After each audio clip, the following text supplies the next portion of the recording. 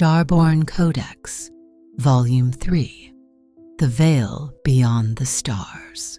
Whispers in the star wind, before the first Zinlatu carved dominion from the void, before the birth cries of Alcinoria's shining cities, before even the Lanumi wove life and thought into the architecture of planets, they watched.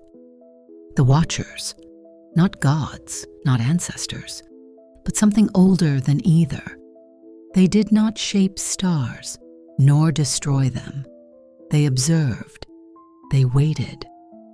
For what? No one knows. Across the Zenla Galaxy, remnants of their presence persist. Silent obelisks adrift in deep space storms, pulse beacons that activate without cause, organic monuments that grow in response to psychic fields. The Lanumians knew them best, or at least claimed they did, crafting civilizations in harmony with the cosmic pulse they glimpsed but never controlled.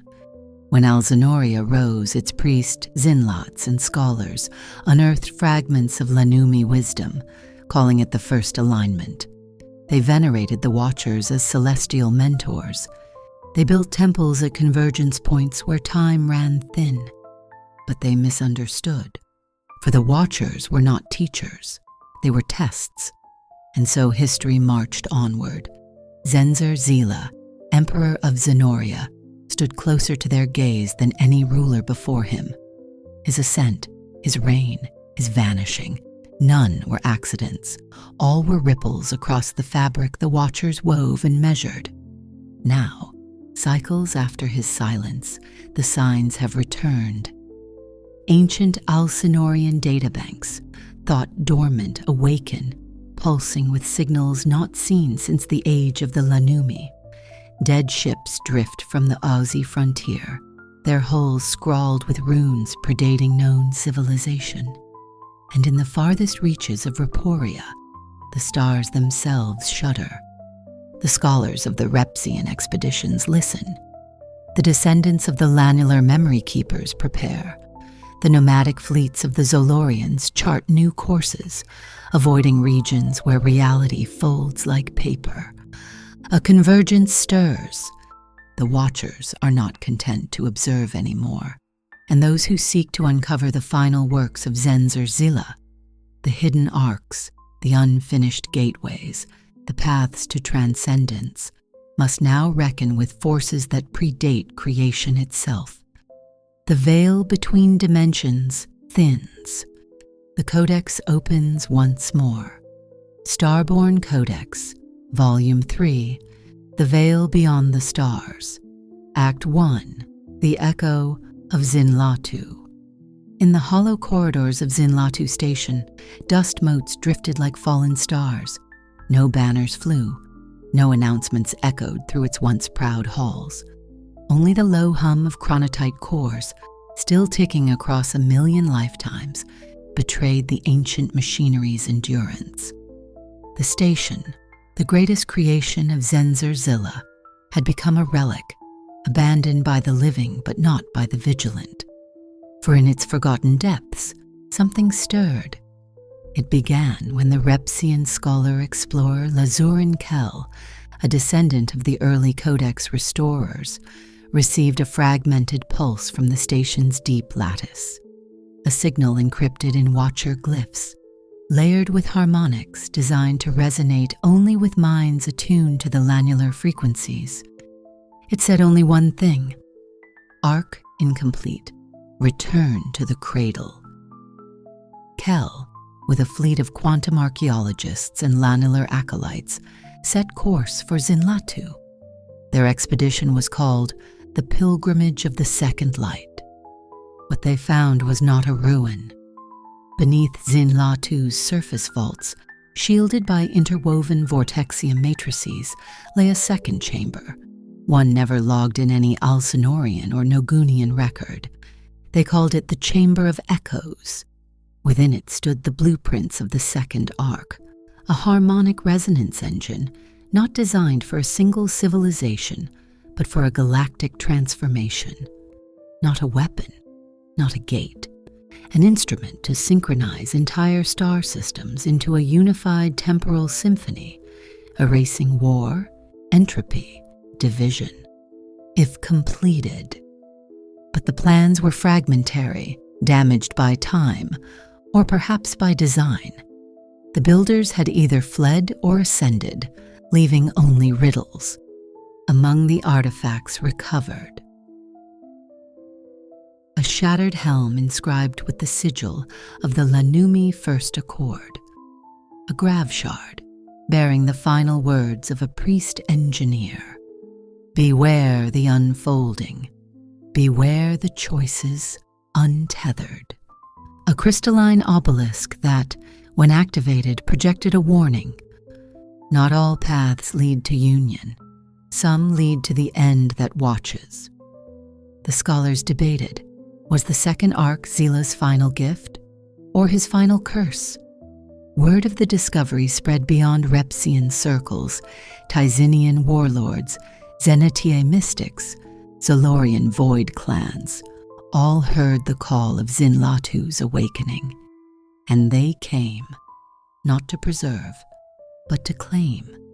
For whoever mastered the second arc would hold the power to shape or annihilate the next age of the Zenla Galaxy.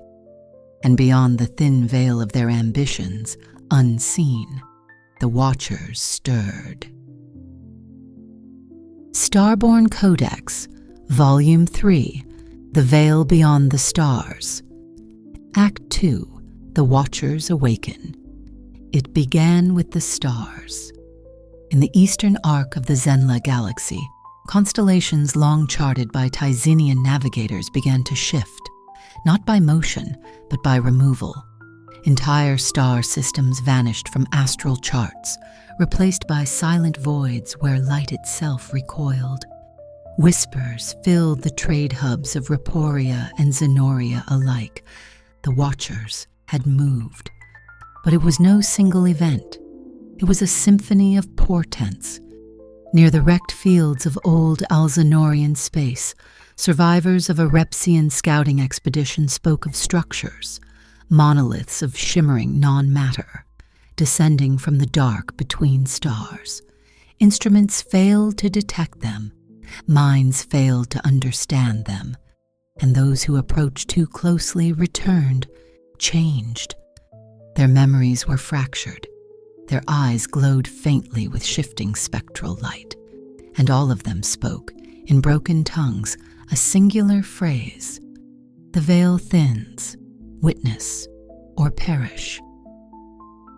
In the Zolorian nomad fleets, old songs once sung in jest resurfaced with new urgency. Songs of the end that watches, an ancient warning dismissed for millennia as mere superstition. The Zolorians turned their fleet caravans inward, refusing all contact, their ships wrapped in gravitic cloaks woven from fear. On lanular archive worlds, the sacred harmonies encoded by the ancient priest-scientists began to distort.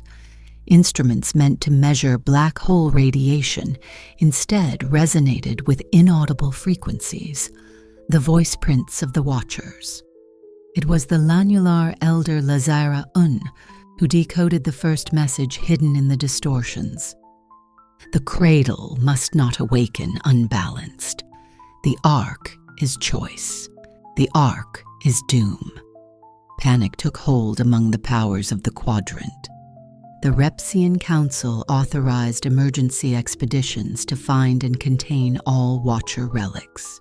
Tyzinian warlords armed themselves with gravitanium-forged dreadnoughts, determined to seize the second ark before others could. Rogue Zenitier scions attempted to breach the veil directly, vanishing without trace. And at the heart of Zinlatu Station, the second arc began to pulse. Low at first, like the heartbeat of a slumbering god, then faster, stronger. Systems flickered, gravitational tides warped, crews on distant stations dreamed of eyes vast beyond dimensions, staring through the fabric of existence. "The Watchers are awake," said Lazurin Kell. and they are watching us. For the first time since the age of the Lanumi, the question was no longer whether the galaxy could master the Watcher's legacy. The question was whether the galaxy could survive it. Starborne Codex, Volume 3, The Veil Beyond the Stars. Act 3, Seeds of Rebellion. The veil had thinned, and with it, old certainties unraveled. From the fractured moons of Raporia to the drifting star forts of the Xena expansion, ancient alliances dissolved like frost under a new sun. Fear and ambition moved faster than fleets, faster even than thought. It was among the Zolorian nomads that the first seeds of rebellion were planted. Their matriarchs, interpreting the Watcher signs as portents of liberation, declared that no empire, no ark, no council could claim destiny for all sentient life. They severed all remaining ties with the Repsian unions, forming the Celestial Weavers, a coalition of drifters, rogue mystics, and Void Clan captains, sworn to resist any attempt to awaken or complete the second arc. Their creed was simple: choice must be unbound. To bind all is to end all. Meanwhile, in the Tyzinian core worlds, a darker faction arose. Led by the brutal strategist Zarak Zul, the Void-born dissidents proclaimed that Zila's dream had been a trap, an echo of Watcher manipulation. They sought not to preserve civilization, but to dissolve it, returning the galaxy to primal chaos, where no external force could ever again impose control.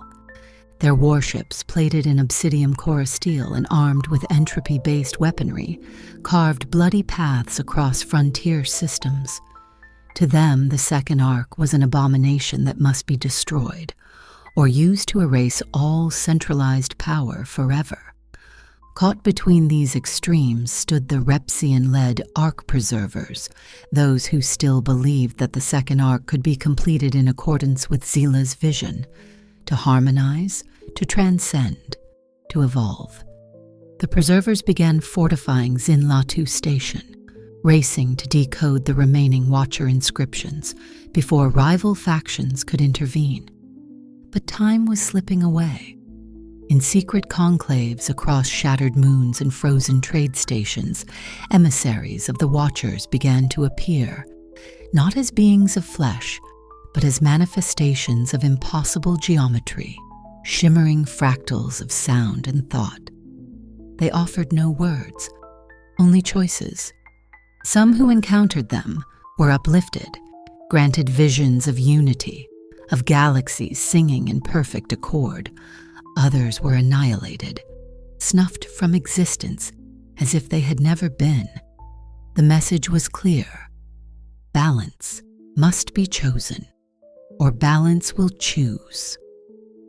The galaxy stood on the cusp of something greater than war, greater than empire, greater even than memory. And for the first time since the Watchers first beheld creation, the Zenla Galaxy trembled, not from fear of conquest, but from fear of what choice truly meant. Starborne Codex, Volume 3, The Veil Beyond the Stars. Act 4, The Second Arc. The second arc pulsed now, its rhythm no longer a faint whisper but a clarion call resonating across the fabric of Zenla space. Inside Zinlatu Station, the Preserver's final team, led by Lazurin Kel and Lanular Elder Lazaira Un, completed the partial decryption of the arc's core lattice. The second arc was revealed not as a singular machine, but as a cosmic harmonic resonator, a device capable of weaving synchronized frequencies between entire star systems, aligning reality to a new vibrational template. It was not merely an engine, it was a choice. 3 possible frequencies emerged from the arc's design, each offering a different future: the frequency of union, a utopian integration of consciousness and physicality, achieving harmony at the cost of individuality. the frequency of isolation, preservation of distinct worlds and cultures, sustaining diversity but ensuring perpetual fragmentation and conflict, the frequency of ascension, transcendence into higher dimensions, at the price of abandoning the material galaxy entirely. The Watchers had not dictated which to choose. They had merely built the crossroads. The debate among the preservers was fierce. Some favored union, seeing in it an end to war. Others argued for isolation, to respect free will. A few, those closest to Lanular traditions, whispered of ascension, tempted by the myths of the Lanumi who once walked beyond stars. Meanwhile, outside Zinlatu's defense lattice, the factions gathered. The celestial weavers, in fleets of shimmering grav ships, prepared to sabotage the Ark's activation, believing no entity should hold the right to decide. The Voidborn dissidents, armed with entropy cannons and chaos drives, sought to destroy the Ark outright, viewing it as an existential threat to cosmic freedom. As the Ark's systems warmed, a final warning echoed through Zinlatu's halls, spoken in the impossible voice of the Watchers. Choice is burden. Burden is destiny. Destiny is surrender. The preservers faced the ultimate test, and the galaxy waited, breathless, as the hands of ancient destiny, rebellion, and cosmic law converged on a single moment. Starborne Codex, Volume 3, The Veil Beyond the Stars, Act 5, Judgment of the Watchers. The final sequence began. Within the core of Zinlatu Station, the second arc reached ignition threshold. Its harmonic fields expanded, weaving invisible lines across star systems, binding distant realities to a single, breathless cord. And then the Watchers descended. Not as warriors, not as gods, as inevitability. They manifested in forms too vast for the mind, shapes glimpsed only as after-images when a ship slipped across warp space, or felt as distortions in the gravitational lattice of a moon. One by one, the fleets that had gathered around Zinlatu fell under their gaze. The Voidborn dissidents, launching their final assault, were the first judged. Their ships, forged from hatred and chaos, simply ceased to exist. No wreckage, no cries, only silence where once ambition raged. The celestial weavers prepared to sabotage the Ark were tested differently. Those among them who truly sought to preserve autonomy without conquest were spared, relocated through corridors of folded space to distant frontiers. Those driven by hidden hungers for dominance were scattered into the void between dimensions. Within Zinlatu itself, the preservers stood before the Ark, the great frequencies flickering in its matrices. Lazuran Kil, clutching the final sigil of the Lanumi, stepped forward. His voice, woven with both terror and awe, spoke to the unseen. We choose, not for ourselves. We choose for all. And he selected ascension. The Watchers did not speak. They simply accepted. The Ark surged with impossible light. A wave of harmonic resonance swept through the inner systems, passing through planets, stars, consciousness itself. Those ready, those attuned by heritage, by will, or by accident, felt the pull. Some answered. Across Zenoria, individuals vanished, not into death, but into something higher. They became light, thought, pattern, entering a new plane where time curled like a river seen from above. Others remained behind, untouched, but forever changed. Zinlatu Station itself transformed. Its structures collapsed inward, reforming into a spire of crystallized chronotite and vortexium, visible across star sectors, a monument, not to conquest, but to choice. And the Watchers?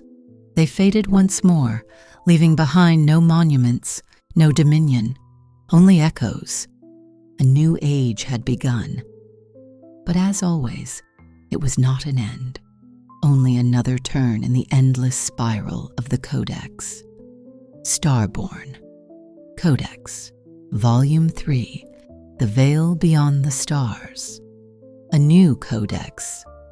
In the shadow of the crystallized Zinlatu spire, new civilizations rose. Some remembered the Watchers with reverence, others feared them, weaving tales of cosmic judgment into new religions and philosophies. The Preservers, few but enduring, became the scribes of the Second Light. Their mission simple: to remember the choice that had been made, not to worship it, nor to weaponize it, but to carry it forward. Across the Zenla Galaxy, the legacy of ascension rippled. Worlds that had once warred now pondered diplomacy anew, inspired by the memory of those who had transcended. Nomadic fleets charted courses toward the untouched edges of known space, seeking to hear new echoes of the Watcher's song. The descendants of the Lanumi, through their lanular kin, continued their silent vigil, guiding those willing to listen to the unseen harmonies between worlds. The Codex itself was reborn, not as a text etched in stone, nor a decree issued by emperors, but as a living resonance, sung in the warp currents, carved in the heartbeats of those who remembered. We are the echoes of stars. We are the remnants of choices made across billions of dawns. We are the Codex, and the Codex is us. Somewhere, beyond the boundary where time frays into probability, the Watchers listen still. And in every decision made among the stars, in every alliance forged or broken, in every whispered dream of transcendence, their silent gaze endures. The Starborne journey continues,